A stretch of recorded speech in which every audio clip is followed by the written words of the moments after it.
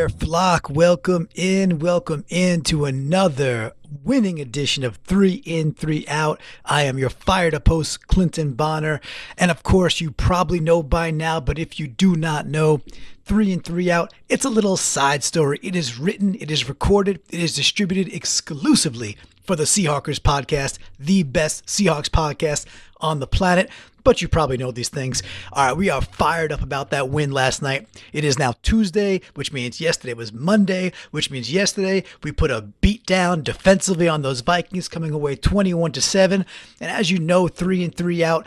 Listen, we all love Bobby Wagner. Of course, the national media is going to go crazy about this play or that play, and all of a sudden the Vikings are no good anymore. But as you know, on 3 in, 3 out, we like to dive a little bit deeper into the nooks and into them crannies. And of course, you know the rule that when we win, we start with an in. So let's get right into it right now on this week's edition of 3 in, 3 out.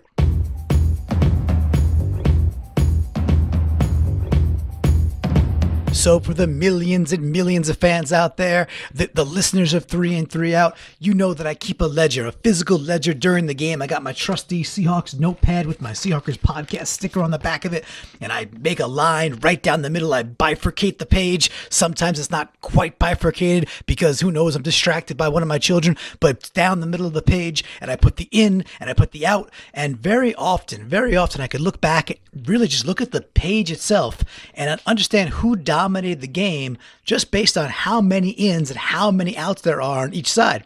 And this week, man, I got to tell you, you might think 21-7, and you might think, well, the score's a blowout, and you might think we dominated them completely on, defense all game long, that the inside the ledger would just be oozing with stuff and the outside of the ledger would just not have all that much.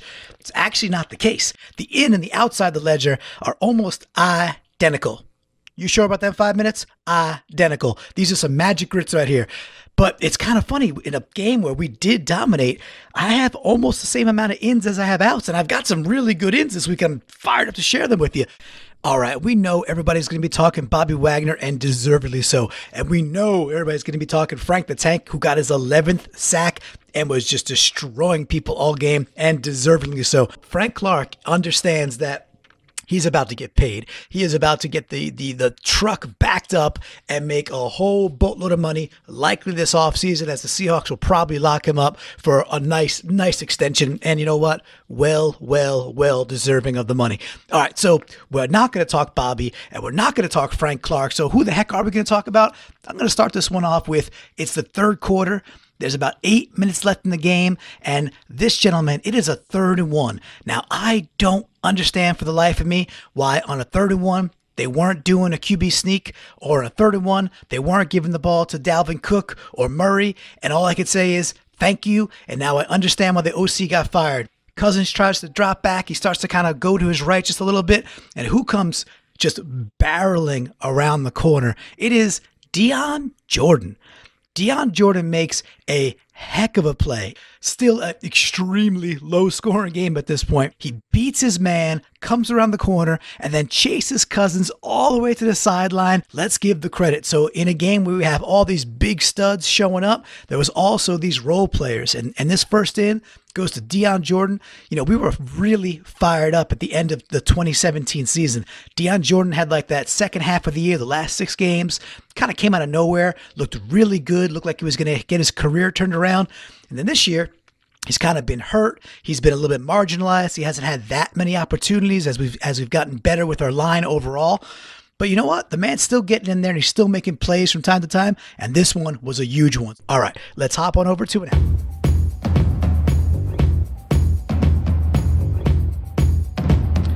Okay, so listen, we were all super jazzed, super sized, and super excited, and all the supers about seeing Mr. 74, George Fant, Mr. Fantastic, come out there and get that catch.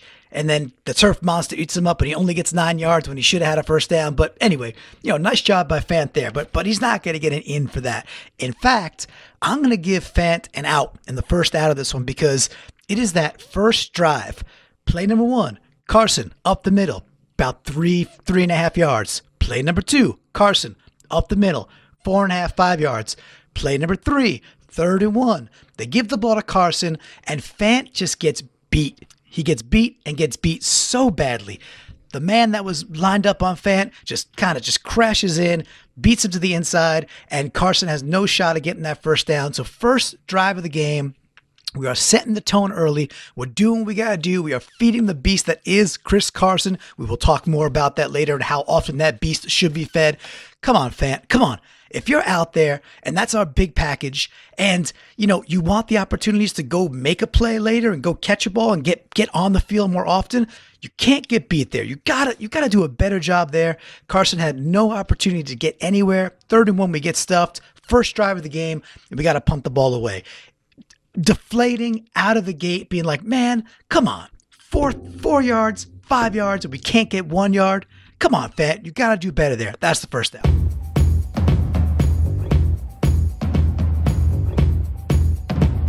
Okay, of all the ends, this one might be the most exciting because it's all the buckets, right? It's all the buckets. It's not the obvious thing or two. It's not the star player just coming through.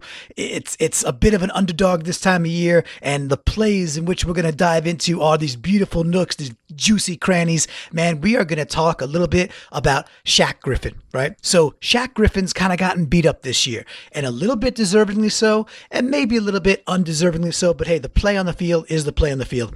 I think last year on the last pod, so on the Seahawks podcast, they were discussing, Adam and Brandon were discussing that, you know what? Richard Sherman's presence and his coachability and him coaching up Griffin last year probably had an impact.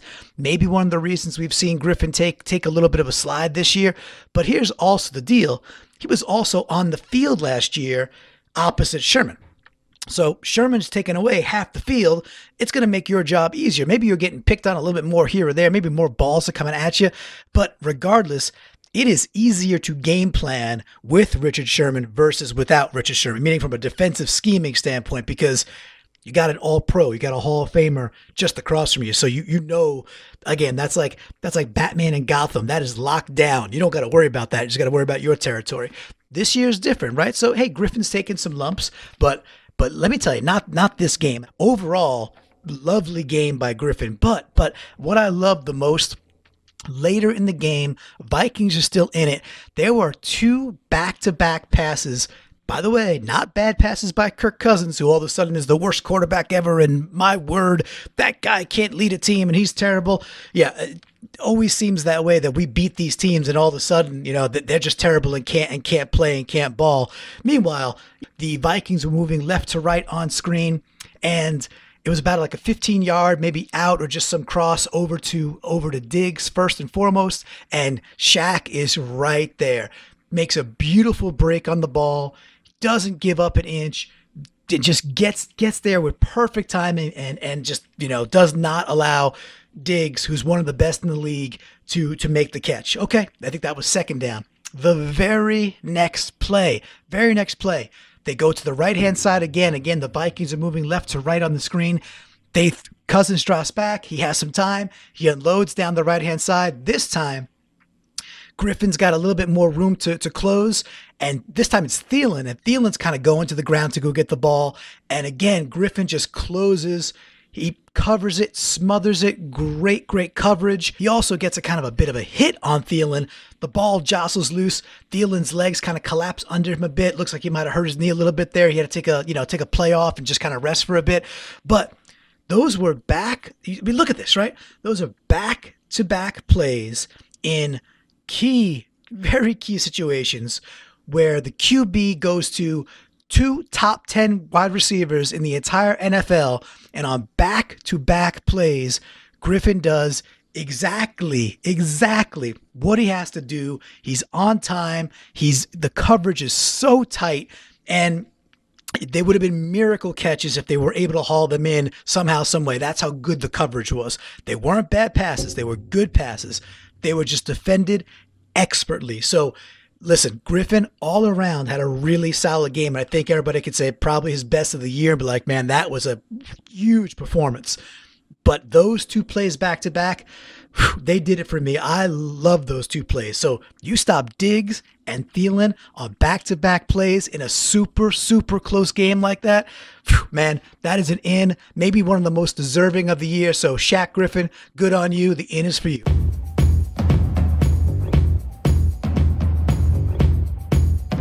All right, so we're going to fly on over to a pretty darn important out. And there was a really cool discussion about this actually at halftime on the Seahawkers Pod Ring of Honor on Facebook. So again, if you are a listener to the Seahawkers podcast, which you should be, if you're not, you need to do better. But if you want to, I would encourage you to check out what does it take to get into the Seahawkers Pod Ring of Honor on Facebook, because honestly, there is no better group on the planet to sit there and watch a game with these people and just interact and have fun and just make fun of each other, but also just, share the experience together. It is awesome. It's a truly enjoyable experience, and I hope more and more people can enjoy it, so it only gets better and better. But we were talking about, in particular, was, hey, is Schottenheimer calling a good game, right? So it's, and in fact, it was Adam, the co-host of the Seahawkers podcast, with Adam and Brandon, of course, and he's like, hey, Shotty's calling a great game. And I was like, whoa, I gotta challenge that a little bit. Here's the thing for me is like, Schottenheimer was calling a really good game until he was doing calling really dumb plays. So I can't take the whole and say, oh yeah, he called a great first half or he called a great second half, if at crucial moments he was doing things that I thought were truly either dumb or just being too cute. So in the spirit of the nooks and in the spirit of the crannies, that second drive, we get down to the 15-yard line. The entire drive, Carson and Penny are just chewing things up. And again, if you follow anything I talk about on Twitter, at Clinton Bond, or if you're in that Facebook pod Ring of Honor for the Seahawkers group, I talk about my love and I profess my love for Chris Carson a whole lot. And the fact that I'm like, my belief is that if we treated him like Zeke Elliott, if he was at 26, 28, 32 carries a game, I think he'd be quite possibly just as effective as Zeke Elliott. Okay, I know there's some arguments back and forth. Can the guy stay healthy? Would it be better to have him fresh? I just don't know where I fall on that. I think the man's a beast, and I think sometimes injuries just come down to, luck or no luck. But either way, it's the second drive of the game after the first one stalls. We talked about that earlier where Fant had the big failure. We're at the 15-yard line. The entire time, we are just running up the gut. We are just taking chunks. We're taking their soul early. We are imposing our will. We are setting the tone as we like to do and we should do. Okay, then what do? Jet sweep to Lockett. Goes nowhere. Okay, then what do? Second and 9, pass. Goes nowhere. And then I think on third down, we pass the ball. Goes nowhere. We get down to the 15-yard line, and the best offensive player in that game was Chris Carson. We get down to the 15-yard line on the second drive, and in 3 consecutive plays, the best player does not touch the ball. This is what I call getting too cute. This is too cute. We in that moment, man, we are starting to impose our will. Chris Carson has got to get the rock there. He's got to get the ball. Taking him out at these different times. We saw it later in the game too. We saw a drive where we got all the way down and all of a sudden it's Mike Davis. I think that was the last drive before halftime. And it's Mike Davis. And it's not that Mike Davis was doing anything wrong. He ran the ball well. But he's not our best player. It's like, I'm not a Yankees fan, but it's like, I'm a Mets fan, in fact. But it's the bottom of the ninth, and you've got Rivera in the bullpen, and you're using some other dude. It just doesn't make sense. So I put all that into the category of you're getting too damn cute. I like this offense. What's not to like about this offense? We're 8-5. We are 8-5. But man, can we just feed the guy who is the guy? That is number 32. That is CC. That is Chris Carson. The out in this time, especially in that first half, goes to Schottenheimer. We are getting too damn cute, and we just don't need to. Feed Carson the freaking ball.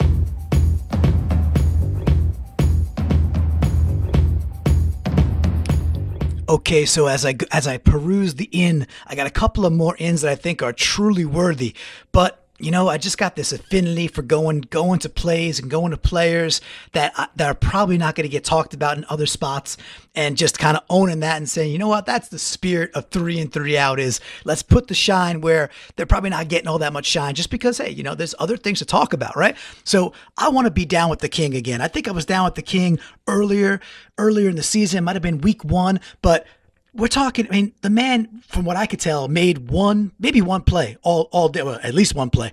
But Akeem King, right? That first drive, the Vikings get the ball, that third down, that blitz, he comes up, he puts the hurt on Cousins right, out of the gate.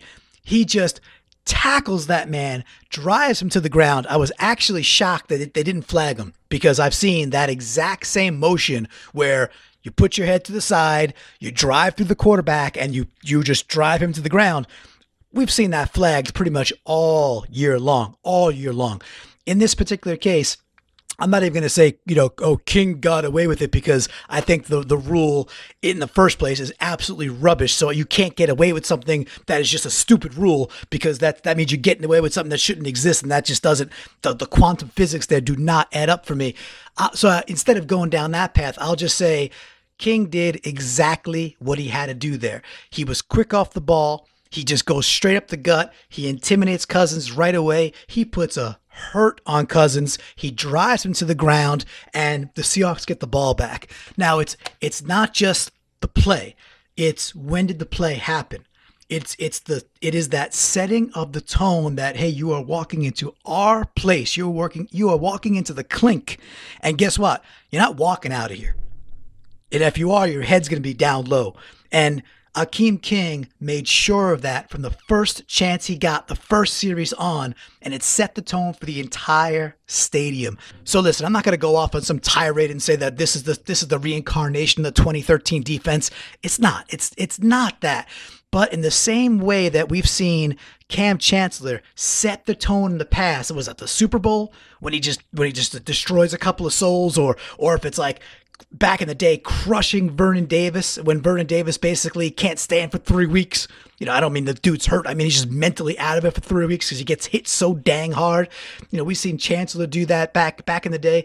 I just felt like right out of the gate that Akeem King brought that presence and brought that physicality and did it on that first series. And man, oh man, right away. I'm sitting at home in my little basement. It's kind of a basement, and I'm by myself, and I'm not really by myself because, again, I'm with the Seahawkers pod Ring of Honor, so I'm enjoying the game. I live in Connecticut, right? So I'm 3,000 miles away from this physical action, and I see that play, and my heart starts going. I'm like, oh, but man, we are bringing it tonight, and the crowd's going bananas. I'm 3,000 miles away, removed from that physical action, and I'm still jiving. I'm buzzing, like my heart's going. I got the spidey sense up and down my arms, and I'm 3,000 miles away drinking the Miller Lite. I can only imagine what that does to the players and the coaches and every single 12 that's in and around that stadium. And man, I'm a believer in energy, and just everything is made of it, right? Everything moves with it and through it, and we're all energy. Akeem King makes the huge hit and sets it, and just lifts the energy in that place right from Jump Street. What a big play. So man, I am so fired up right now. Still, that's the third in, that goes to King. I'm down with the King. Great job.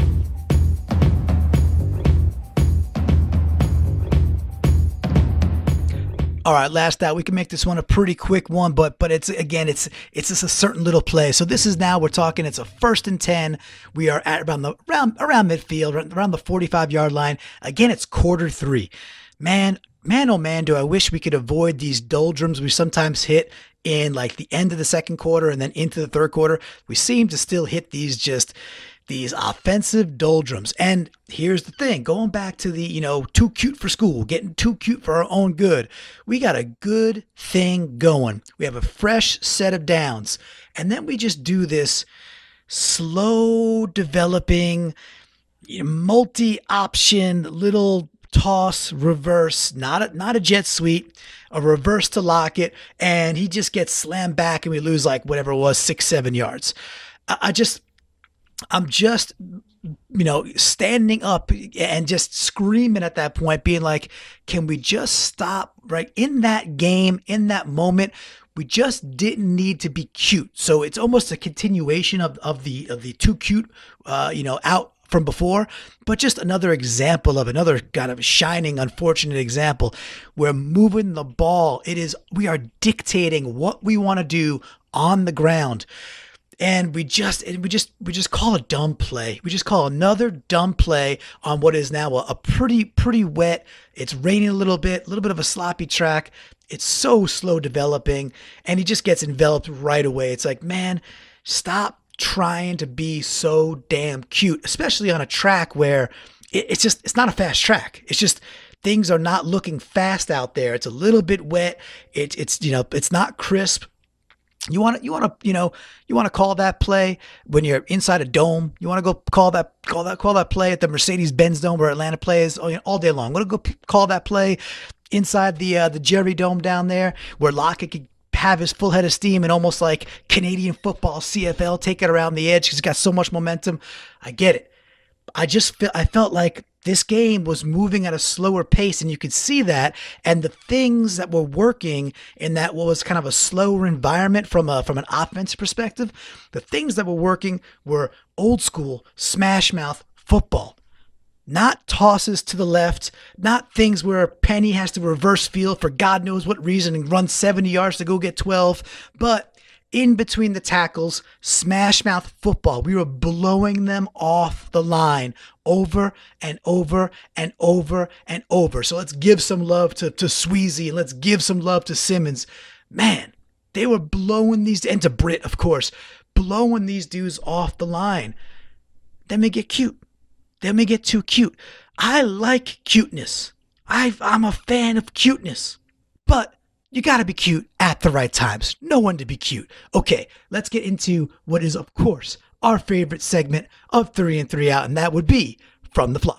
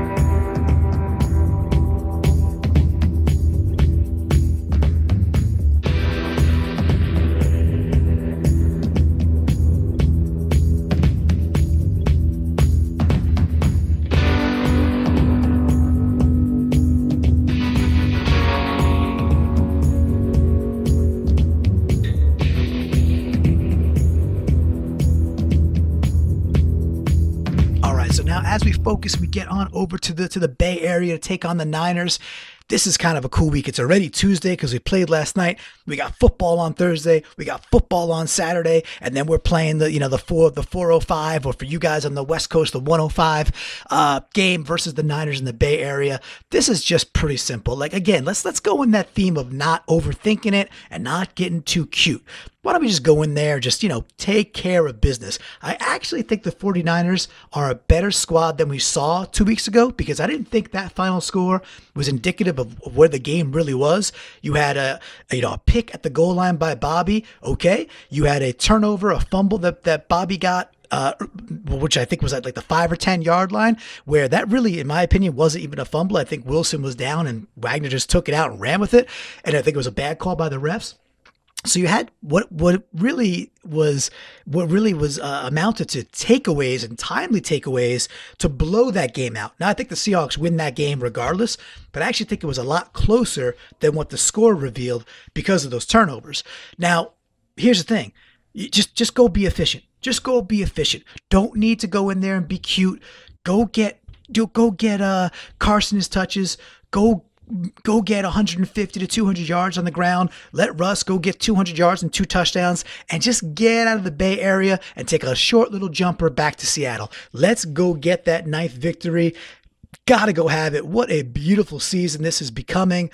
I think all Seahawks fans are so fired up and getting around this team. Hey, as Russ says, why not us, right? Why not us? Do not look past the 49ers and look to the Chiefs. That Chiefs game might not mean anything. This Sunday's game means everything. Just go be efficient, go win that game, and just take care of what you got to take care of. All right, Flock, this has been an absolute pleasure. Once again, Clinton Bonner for 3 In, 3 Out. And one more time, this is written and performed and recorded exclusively for the Seahawkers podcast. It is the best Seahawks pod on the planet. If you are not a listener, you need to do better. Go to getintheflock.com right now and check out all the amazing content that Brandon and Adam have been laying down for years now. All right, Flock, we'll catch you soon. Have an awesome weekend. Of course, go Hawks.